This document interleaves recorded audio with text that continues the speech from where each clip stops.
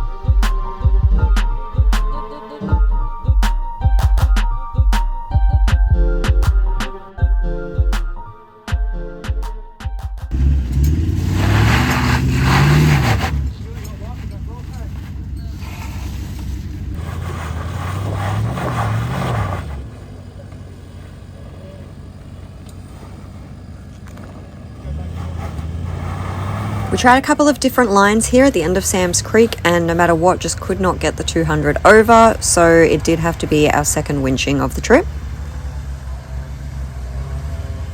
After that, we decided to call it a day and pulled up for camp for the night.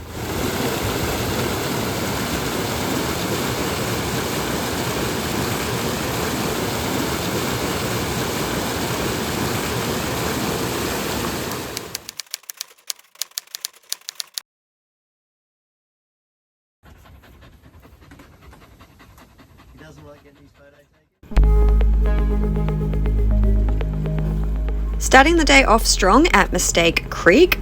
Based on clips we'd seen online, we definitely thought a few of the cars in the group were going to have to 3-point turn this one, but it just goes to show you really have to test everything for yourself and just give it a feel in the moment, because everybody ended up making this one in one go.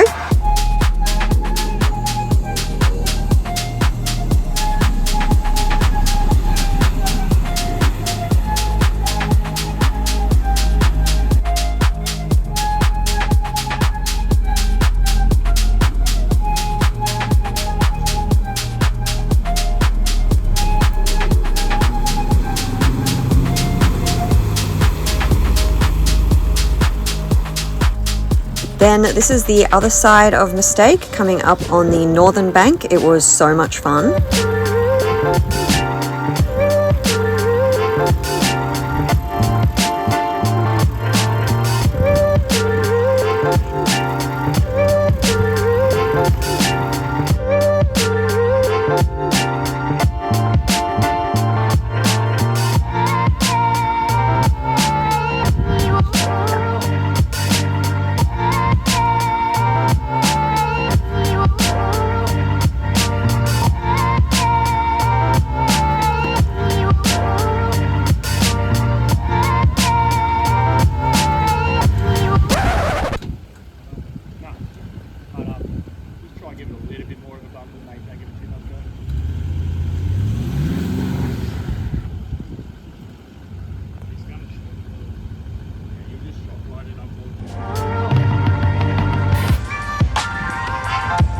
Sadly, without diff locks, it was just too much for the 200 to handle and had to be another winch. But you know what they say, a winch a day keeps the corrosion away.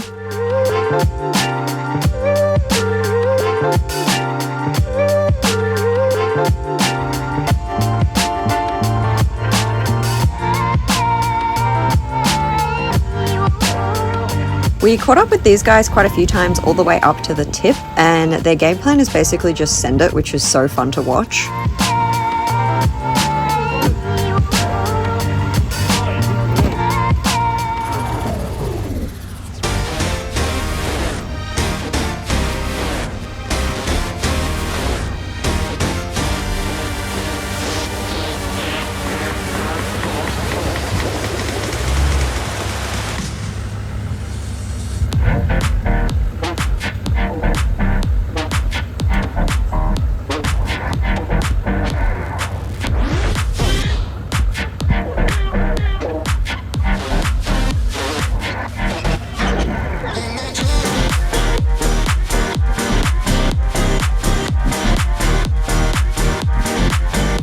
There's a couple of different points of entry into Cannibal Creek. This one had the most solid bottom, but it did end up being a little bit steeper even than Palm Creek, but it was a good opportunity for some photos.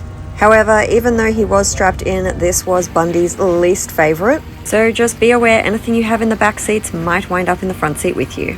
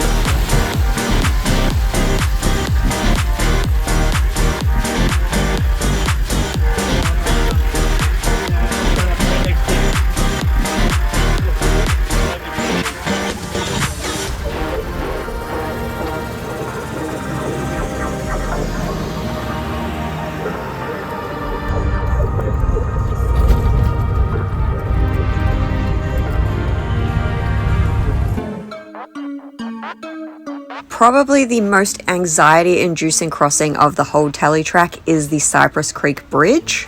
Every year it is washed away in wet season and rebuilt by one of the local four-wheel drive clubs.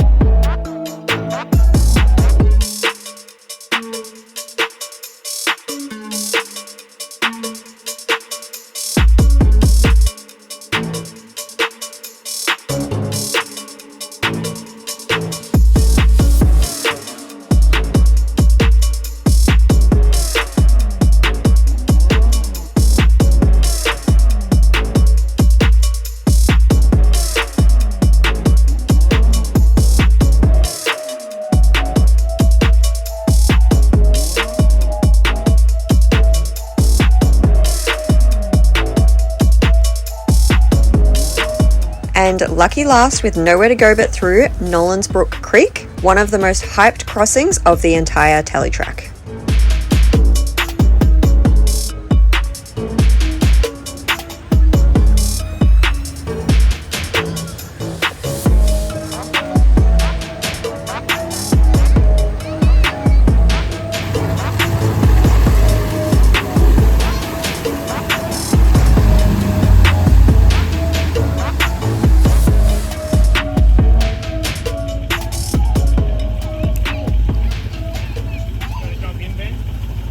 Now, it's never nice to see this happen to anyone, but unfortunately the group after us are just a classic tale of what not to do.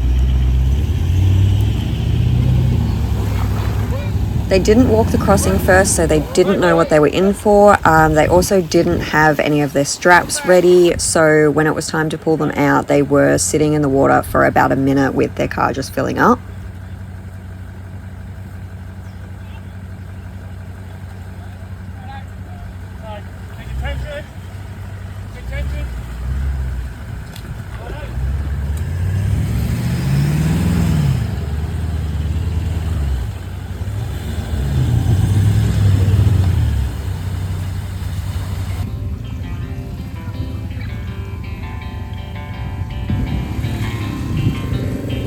We were lucky enough in the time we were just enjoying our last swim of the track, a tour group of motorbikes came along where they have the option of there's either a bridge on the eastern side that they can take across, or they can jump from one side of the crossing onto the island in the middle and then into the water.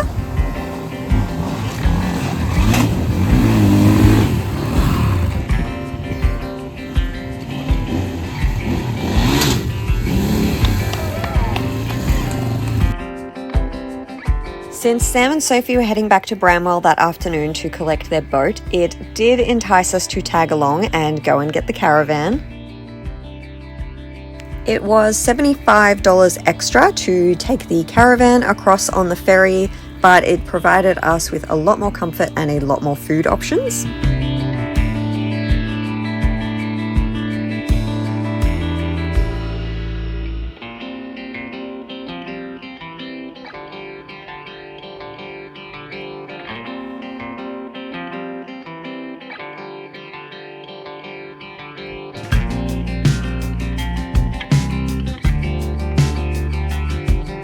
And just like that, we crossed the Jardine River and made it to paradise.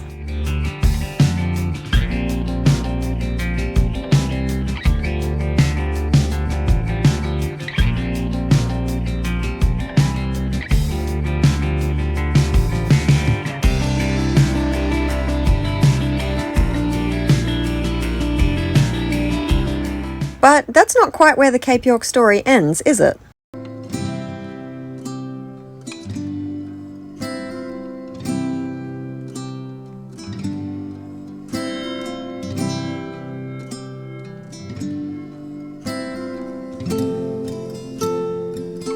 Okay, been to the croc tent, gotten our Cape York goodies, and now we're off to the tip. You don't go into the croc tent, did you even come to the tip?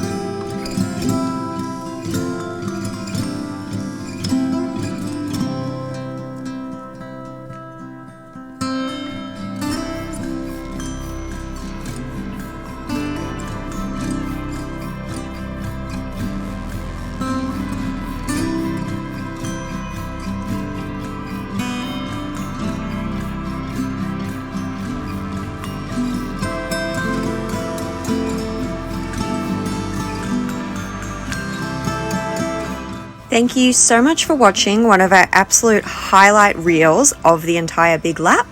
We hope that you enjoyed, and we'll see you in the next one.